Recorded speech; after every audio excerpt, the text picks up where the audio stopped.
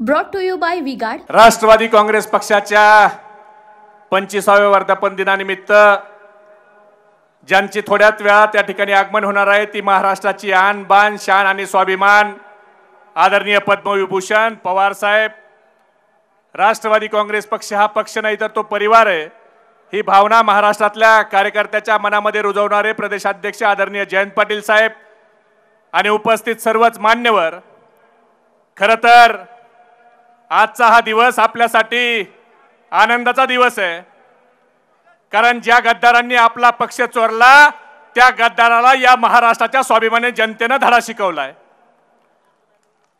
आणि मी नेहमी भाषणामध्ये सांगायचो की पावडर खाऊन तयार केलेली बॉडी, जमीन विकून आलेला पैसा आणि पवार साहेबाला सोडून गेलेला नेता हा राजकारणात जास्त काळ टिकत नाही. आणि ते महाराष्ट्रातल्या जनतेने दाखवून दिलंय. आज आपण 10 जागा लढल्या, त्यापैकी 8 जागा ह्या पवार साहेबाच्या विचाराच्या निवडून आल्या. 2 जागा पडल्या, एक शशिकांत शिंदे साहेबाची जागा ही पिपाणीमुळे पडली.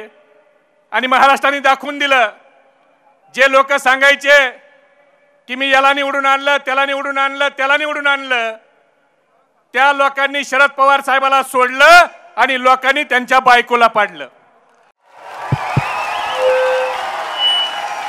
उनका बैकअप सिर्फ कल तक और हमारा चांद तक. हमारा नेता कैसा हो जो नॉन स्टॉप बैकअप दे वैसा हो. अब की बात वी गॉट इन्वर्टर बैटरी का चमत्कार. त्यामुळे ज्यांना स्वतःचं असं वाटायचं की पवार साहेबांचं राजकारण हे आमच्या जीवावर आहे, त्या लोकांना महाराष्ट्राच्या जनतेने दाखवलंय की पवार साहेबांचं राजकारण तुमच्या जीवावर नाही, तुमचं राजकारण हे शरद पवार साहेबांच्या जीवावर होतं. मला एक गोष्ट आठवली. एक गाढव असतं, त्या गाढवावर एक दिवस एक ऋषी बसतात आणि एका गावात जातात. गाढवावर ऋषी बसले म्हणून सगळं गाव रांगोळ्या काढतं, गाढवाच्या पायावर पाणी ओततं, गाढवाचे मोठेले स्वागत करतं. आणि कालांतराने त्या गाढवाला असं वाटायला लागतं की हा सगळा जो मान सन्मान भेटतोय हा मला भेटायला लागलाय, ऋषीचा मान सन्मान माझ्यामुळे. मग एक दिवस त्या गाढवाला असं वाटायला लागतं की आता मीच सगळे, माझ्यामुळेच ऋषी आहे. आणि मग ऋषीला सोडून एक दिवस गाढव हे गावात चक्कर मारायला जातं आणि त्यावेळेला त्या गाढवाला कुत्र देखील विचारत नाही. त्यावेळेला त्या गाढवाला कळतं की माझी किंमत ऋषीमुळे आहे. आणि मग ऋषी नसल्यावर त्या गाढवाला उकांडा बघायची वेळ येते. तशी आपल्यातून गेलेल्या गाढवाला 4 जूनला महाराष्ट्राने उकांडा दाखवलाय. भाइयों बहनों, उनके राज में पावर रहे अनस्टेबल और हम रखे सब स्मूथ और स्टेबल. हमारा नेता कैसा हो जो स्टेबल पावर दे वैसा हो. अब की बार वी गॉट एसी स्टेबलाइजर का चमत्कार. आणि दाखवलं की शरद पवार साहेब काय. इथं आपले निलेश लंकेंनी तर त्या डॉक्टरला आता काही काम ठेवलं नाही, आयुष्यभर 5 वर्ष पुढच्या इंग्लिशच्या कोचिंग क्लासेसच घे. आता बाबाला इंग्लिशच्या कोचिंग क्लासेस घेण्याशिवाय 5 वर्ष दुसरं काही काम राहिलं नाही. लंके साहेबाच्या सगळ्या कार्यकर्त्याला आम्ही तुझ्याकडे पाठवतो, तू त्यांना 5 वर्ष इंग्लिशच शिकवत बस. आज महाराष्ट्राने एक वेगळा निकाल दिलाय. आज ज्या लोकांना मीपणा झाला होता त्या लोकांना महाराष्ट्राने दाखवून दिलं की महाराष्ट्र हा गद्दारी सहन करत नाही. प्रत्येक महाराष्ट्रातल्या कार्यकर्त्यांनी हे स्वाभिमानाने तळागाळापर्यंत जाऊन काम केलंय. आज प्रत्येक कार्यकर्त्याला स्वतः खासदार झाल्यासारखं वाटतंय. परंतु मित्रांनो, एक लक्षात ठेवा, ही जिद्द ही उमेद पुढच्या 3 महिने आपल्याला सोडायची नाही, कारण लोकसभा तो झाकी है, विधानसभा अभी बाकी है. विधानसभेला या सगळ्या लोकांना आपल्याला ह्यांची जागा दाखवायची आहे.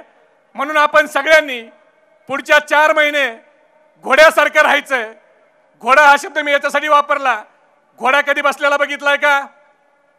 बघितलाय कोणी घोडा बसलेला? तसं 4 महिने आपल्याला बसायचं नाही. झोपला तरी घोडा उभा राहून झोपतो, पण झोपायला आपल्याला घरी जायचंय.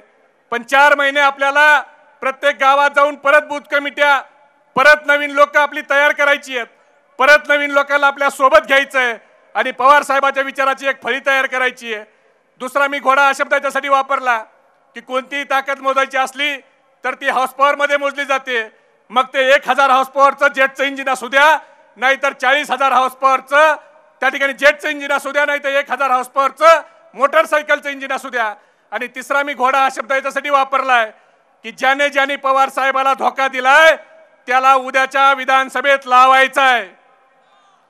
काय लावायचं आहे ना? म्हणून आपल्याला पुढचे 4 महिने हे घोड्यासारखं राहायचंय. अजून आपली लढाई संपलेली नाही. ज्या ज्या लोकांनी पवार साहेबांना धोका दिला, ज्या लोकांनी पवार साहेबांच्या बद्दल घाणेरड्या शब्दात त्या ठिकाणी बोलले, जे लोकांनी शरद पवार साहेबांच्या शेवटच्या निवडणुकीची वाट बघितली, ज्या लोकांनी पवार साहेबांच्या कर्तृत्वावर प्रश्नचिन्ह निर्माण केले, या सगळ्या लोकांना आपल्याला विधानसभेमध्ये जागा दाखवायची आहे. आणि त्या सगळ्या लोकांना मला एवढंच सांगायचंय, पवार साहेबांच्या बद्दल 4च वेळीत मी सांगल, वक्त से पहले कई हादसों से लड़ा हूं मैं, वक्त से पहले कई हादसों से लड़ा हूं मैं, लोग कहते हैं अपने उम्र से बड़ा हूं मैं, तेरे हर एक वार पर पलटवार हूं मैं, यूं ही नहीं कहलाता शरद पवार हूं मैं. अशा स्वाभिमानी पवार साहेबांचे आपण कार्यकर्ते आहोत. जयंत पाटीलच्या साहेबांच्या मार्गदर्शनाखाली आपण जशी लोकसभेची निवडणूक केली तशीच विधानसभेची निवडणूक देखील करू. सुप्रियाताईंचा विजय देखील ऐतिहासिक झाला. सगळ्यांचं लक्ष होतं बारामतीवर, न्यूयॉर्कचं लक्ष होतं, देशाचं लक्ष होतं.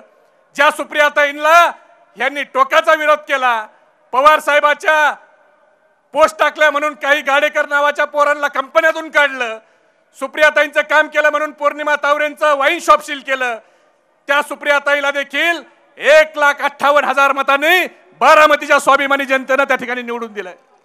आणि बारामतीने देखील दाखवलंय की कुणी काही जरी म्हणलं तरी हा विजय शरद पवार साहेबांच्या कामाचा आणि सुप्रियाताईच्या जनसंपर्काचा विजय हा बारामतीमध्ये त्या ठिकाणी झालाय.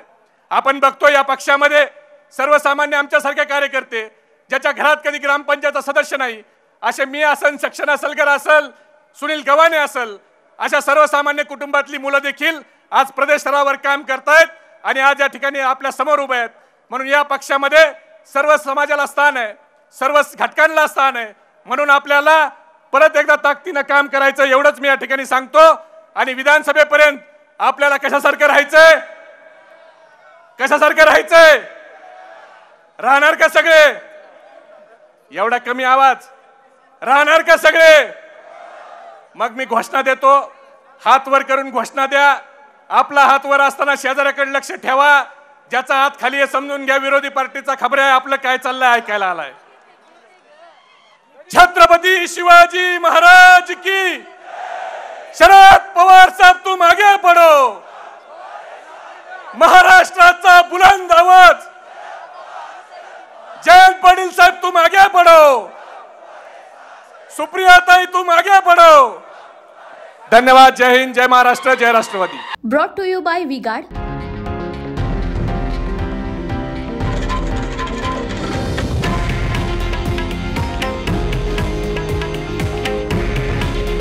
हे आहे देशातील नंबर 1 न्यूज नेटवर्क आणि आपण पाहत आहात TV9 मराठी. काळजी तुमची, हित महाराष्ट्राचं.